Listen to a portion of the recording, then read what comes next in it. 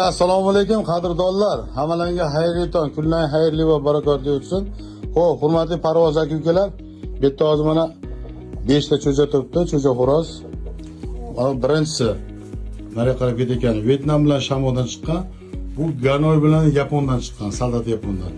Nargisi Xitoy bilan Yapondan chiqqan, qora qizili. O mana yerda yotib olayotgani bugun videomizning asoschisi bo'ladi. Tashqari ovorsiga bir ko'p yotib olyapti.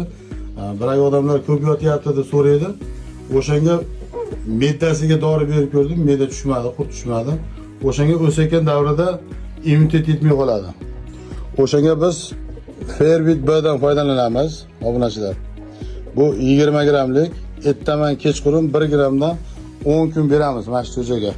10 kunda sizlarga xudo xolasa rezultatini ko'rsataman.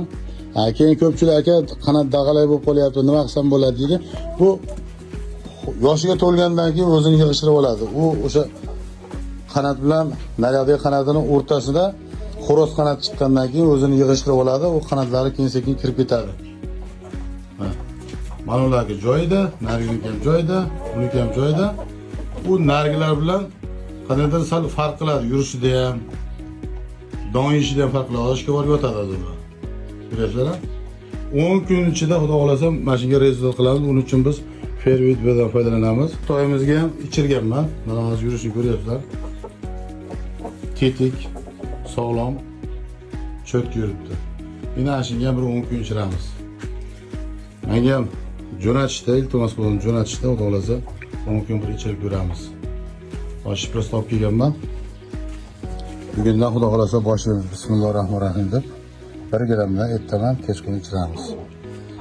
Keyin tashqari qo'yayotganda albatta qonini to'g'lab, keyin qo'yinglar cho'jalarga. Bular qon to'g'laganman. Eshikni ochsam yurishadi qayla. Tashqariga qarab. Ana shunaqa gap.